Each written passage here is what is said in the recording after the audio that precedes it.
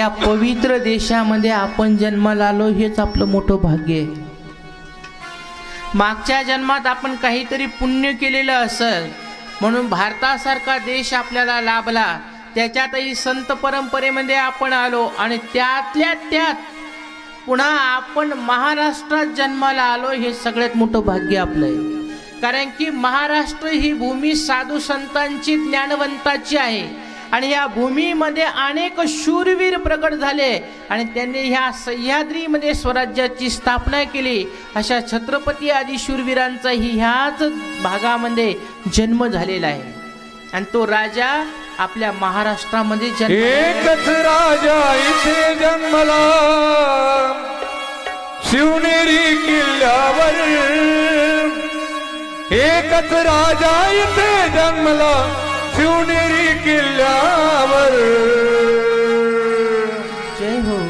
माझ्या राजाचं नाव गाजतंय गड किल्ल्याच्या दगडावर. माझ्या देवाचं नाव गाजतंय गड किल्ल्याच्या दगडावर. माझ्या राजाचं नाव गाजतंय गड किल्ल्याच्या दगडावर. माझ्या देवाचं नाव गाजतंय गड किल्ल्याच्या दगडावर. महाराष्ट्र देशाला गुलामीचं कार्य करायला लावलं होतं निजामशाहीने, पण इथं राजा जन्माला आला, सगळ्याला स्वराज्य निर्माण करून दिलं. हे राजाच्या असंख्य उपकार या महाराष्ट्राच्या भूमीवर आहे. सुंदर स्वराज्य निर्माण केले तलवारीच्या धारीवर. तलवारीच्या धारीवर. सुंदर स्वराज्य निर्माण केले तलवारीच्या धारीवर. धारेवर तलवारीच्या धारेवर. जात पातना धर्म पाहिला लढला माणुसकीवर. लढला माणुसकीवर. लढला माणुसकीवर. पुन्हा जन्म घ्यायची तसून भक्तांच्या हृदयावर. पुन्हा जन्म घ्यायची तसून भक्तांच्या हृदयावर. माझ्या देवाचं नाव गाजतंय माझ्या देवाचं नाव गाजतंय किल्ल्याच्या दगडावर. माझ्या राजाचं नाव गाजतंय गड किल्ल्याच्या दगडावर. देवाचं नाव गाजतंय गड किल्ल्याच्या दगडावर. बोलो छत्रपती शिवाजी महाराज की. असं सुंदर स्वराज्य राजाने निर्माण केले. कोणासाठी? आपल्या सगळ्यांसाठी. पण अलीकडे एक मला दुःख वाटते बरं का. आता अलीकडच्या काळात आता कोण्या गावाला जावं, कोण्या शहरात जावं तर लोक म्हणतात शिवाजी महाराज आमच्या जातीचे आहेत. कोणी म्हणतं अहिल्याबाई होळकर आमच्या जातीचे आहेत. कोणी म्हणतं सेना महाराज आमच्या जातीचे आहेत. तुम्ही त्यांना विचारा तुम्ही कोण्या जातीचे, ते तुम्हाला एकच सांगतील आम्ही सगळेचे. साधू संतांनी शूरवीरांनी ह्या जगामध्ये जे जे कार्य केलं ते सगळ्यांच्या सुखासाठी आणि सगळ्यांच्या कल्याणासाठी केलेलं आहे. म्हणून शूरवीरांना साधू संतांना कधी तुम्ही जातीमध्ये वाटू नका. एवढे तरी उपकार आता तुम्ही जगावर करा. आता काळाला खूप गरज आहे या गोष्टीची. कलियुगे संघशक्ती. कलियुगामध्ये तुम्ही संघशक्ती निर्माण करा. एकत्र होऊन लढा, एकत्र होऊन जगा, तरच दुसऱ्या जगावर तुम्ही दुसऱ्या देशावर तुमचा प्रभाव टाकू शकता. आजपर्यंतचा इतिहास आहे. या भारत भूमीवर जेव्हा जेव्हा संकट आले तेव्हा तेव्हा विदेशातल्या लोकांनी भारतातला एकच प्रॉब्लेम ओळखला की पहिलं भारतीय लोकांमध्ये फूट पडली. पहिले भारतीय लोकांना विभक्त केलं, माणसा माणसातून दूर केलं आणि नंतर ह्या राज्यावर त्यांनी आपली सत्ता निर्माण केलेली आहे. आपल्यापाशी इतिहास गवाही देतोय म्हणून इतिहास साक्षी आहे. असं कार्य पुन्हा होऊन देऊ नका आणि जीवनामध्ये सर्वांशी एकरूपाने राहा. जगाला तुमचं काही घेणं नाही. जगाला तुमच्याकडून फक्त एकच गोष्ट पाहिजे आणि ती म्हणजे प्रेम आहे. खरा तो एकची धर्म जगाला प्रेम अर्पावे. माणसाने माणसासारखं जगावं. शिवपुराणामध्ये सांगितलं, नारदाची कथा आली. नारद हा पहिले उपब्रहण ब्राह्मण होता. त्याच्याकडून अपराध झाला म्हणून ब्रह्मदेवाने त्याला दासीपुत्र होण्याचा शाप दिला. दासीच्या पोटी जन्माला आला, भगवंताचं नामस्मरण केलं आणि तिसरा जन्म त्यांना भेटला देवर्षी नारदाच्या रूपाने. देवर्षी नारदाचं रूप प्राप्त झाल्यावर त्यांनी 12 वर्षी हिमालयामध्ये तपस्या केली, कामदेवाला हरवलं आणि कामावर विजय मिळवला, म्हणून त्यांना अहंकार झाला. मी तुम्हाला सांगितलं, देवाला भक्ताचे सगळे नखरे सहन होते, पण देवाला भक्ताला झालेला अभिमान सहन होत नाही. आणि तो अभिमान किती आहे? तिळा इतका जरी अहंकार झाला,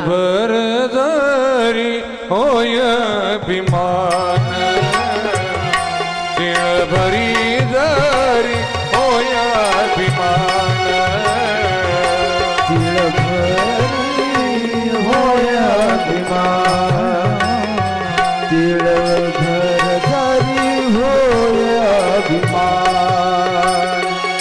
मेरू तो समान भारदीवा, मेरू तो समान भारदीवा, तिळभरी जरी होय अभिमान, तिळभर जरी होय अभिमान, तिळभर जरी होय अभिमान,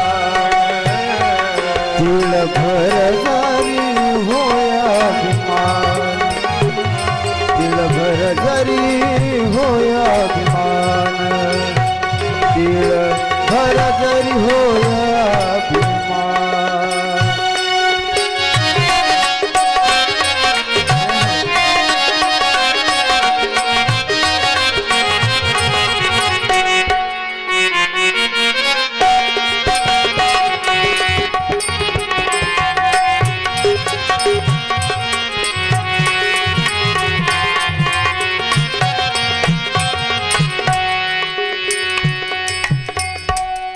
तिळभर जरी होय अभिमान, मेरू तो समान भारदेवा.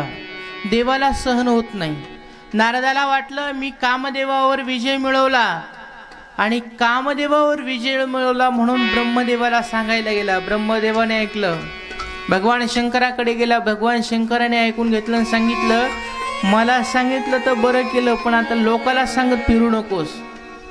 पण त्याच्या मनामध्ये विकल्प निर्माण झाला आणि तो भगवान नारायणाकडे गेला. भगवान नारायणाला सांगितलं. भगवान नारायणाला सगळं सहन होतं, पण भक्ताला झालेला अभिमान सहन होत नाही.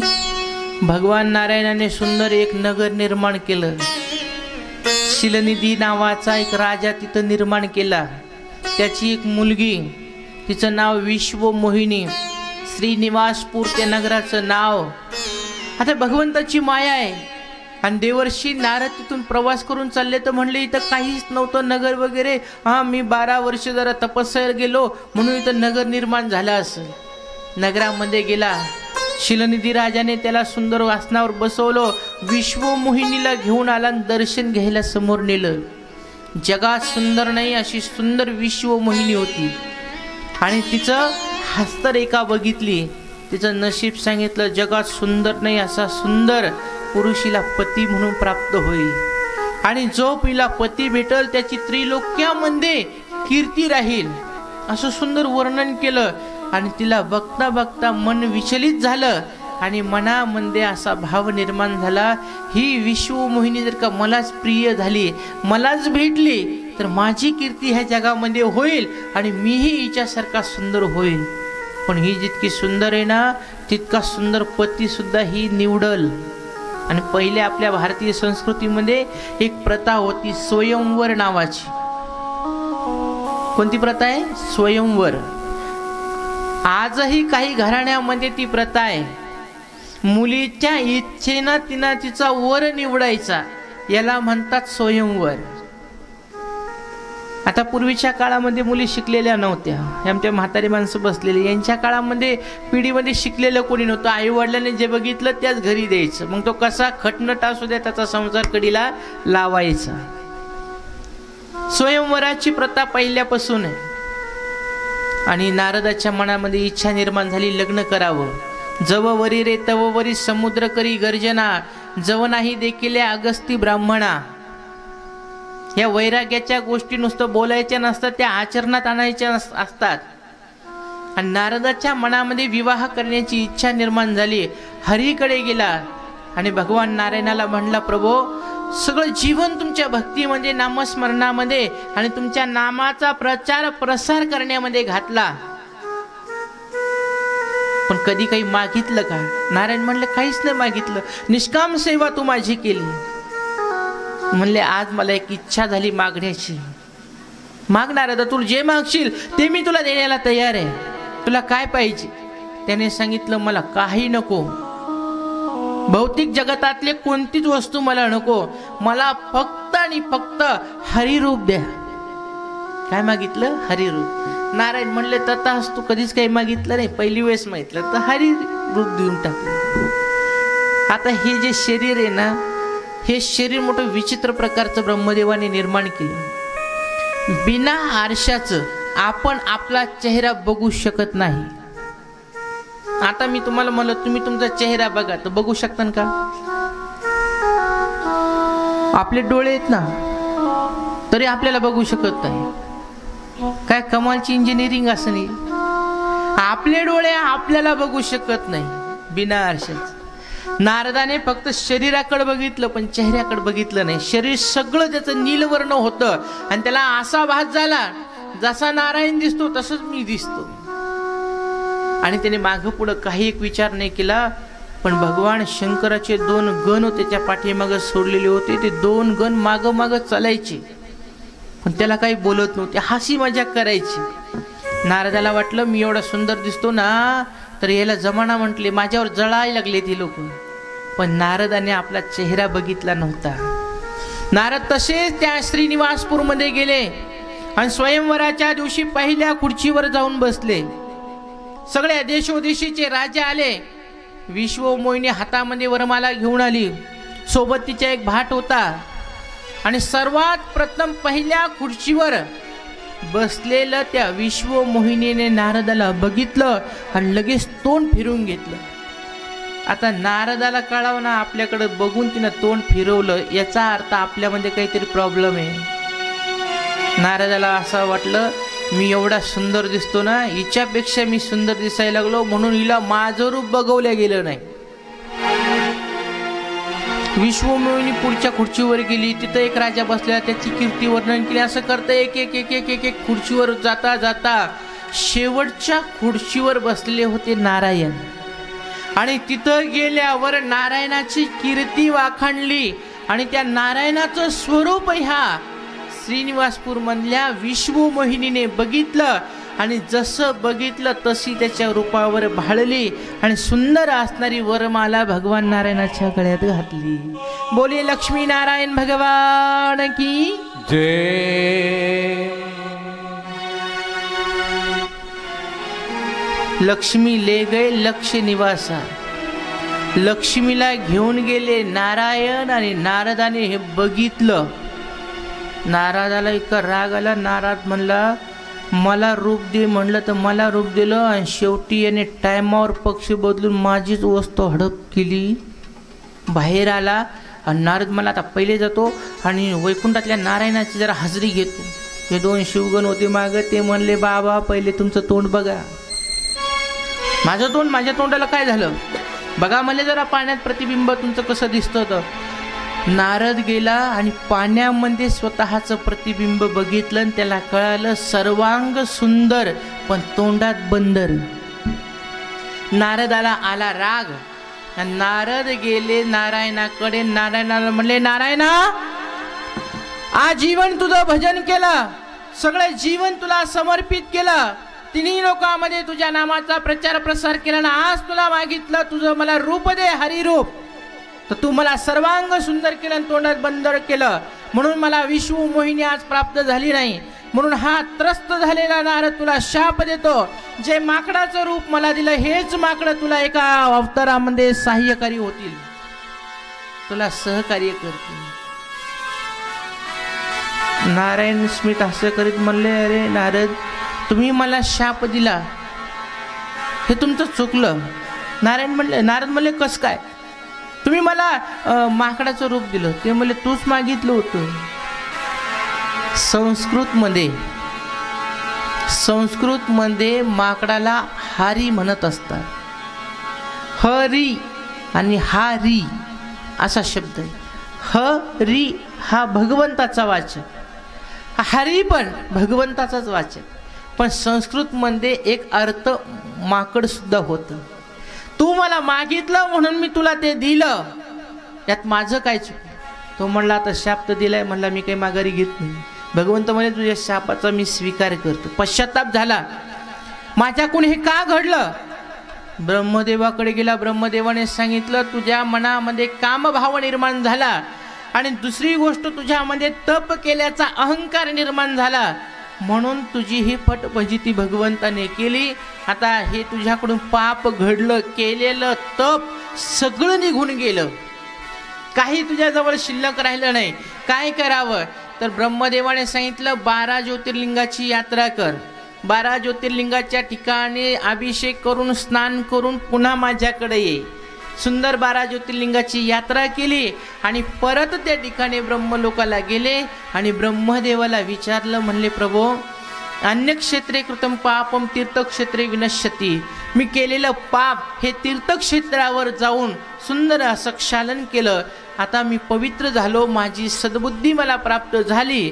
पण मला एक सांगा, हे जे जग आहे हे जग कसं निर्माण झालं? ब्रह्मदेवाने सांगितलं या चराचर सृष्टीमध्ये आज जे काही तुम्हाला दृष्टीगोचर होतं हे काहीच नव्हतं. पहिले कोटे नव्हतेची काही, चंद्र सूर्य तारा पायी अवघे शून्य होते पायी, कानोबा तेरे तेरे ते. आता मला तुम्हाला एक प्रश्न विचारायचा, ह्या जगामध्ये शून्य होतं, हे शून्य पाहणार कोणीतरी होतं की नाही? होतं की नाही? शून्य आहे, पण शून्याला ज्याने पाहिलं तोच आहे परमात्मा, तोच आहे देव. त्याला सोप्या भाषेत ईश्वर म्हणत असतात. आणि ते परात्पर नारायण शक्ती पाण्यामध्ये वास्तव्य करत होती. आजही तुम्ही पहा, भारत देशामध्ये आज चारही बाजूना, एका बाजूने पर्वत आहे आणि 3 बाजूने पाणी आहे. रामेश्वर दक्षिण समुद्राच्या काठावर, पश्चिम जगन्नाथपुरी समुद्राच्या तीरावर, द्वारिका पूर्वेला समुद्राच्या तीरावर, आणि केदारनाथ हिमालयामध्ये, बद्रीनाथ, हे 4 धाम आहेत. चारही दिशेला भगवंत ह्या भारत देशाचं रक्षण करतो, हे लक्षात ठेवा. 3 बाजूला पाणी आहे. ही सृष्टी नव्हती पहिले, सगळं पाणीच होतं. आणि संस्कृतमध्ये पाण्याला नार म्हणतात आणि त्याच्यात जो वास करतो त्याला अयन म्हणतात. सोप्या भाषेत त्याचं नाव पडलं बोली नारायण भगवान की. त्या परात्पर नारायण शक्तीला असं वाटलं, एकोहम बहुश्यामतः नेह नानास्ति किंचन. एकापासून मी अनेक व्हावं, आणि त्या भगवंताने संकल्प केला आणि नाभी कमळातून सुंदर असे एक कमळ प्रगट झालं आणि त्याच्यामध्ये सुंदर एक जीव प्रगट झाला. आता त्या जीवाला असं वाटलं 4ही दिशेला बघावं. 4 मुख प्राप्त झाले, 4 दिशेला बघू लागला. आता 4 दिशेला बघायला, पण त्याला कळायना की माझा जन्म कुठून झाला. हजारो वर्ष त्या कमल लाल तंतूमध्ये त्याने भ्रमण केलं, 1000 वर्ष. आता इथं काही शिक्षक लोक बसलेले आहेत. तुम्ही जी 12 खडी मुलांना शिकवता ना, त्या 12 खडीमध्ये 16वं अक्षर आहे त आणि 21वं अक्षर आहे प. घरी जाऊन चेक करा. ही 12 खडी आता आपल्याला माहिती झाली, पण भागवत ग्रंथामध्ये ह्या 12 खडीचं वर्णन 5,600 वर्षापूर्वी सांगितलेलं आहे. किती वर्षापूर्वी? 5,600 वर्षापूर्वी. आणि ते 2 शब्द कानावर पडले, तप तप तप तप. आणि सुंदर असं तप करायचा निश्चय त्या जीवाने केला. आता मला तुम्हाला एक प्रश्न विचारायचा, याला कोणी देव दिसला नाही, बरोबर? याला कोणी उपदेश केला नाही नामाचा. आता हा तप करायला लागला. पण हा तप कशाचं करायला लागला? आता तप करा म्हणलं तर तुमच्या पैशी काहीतरी नामसाधना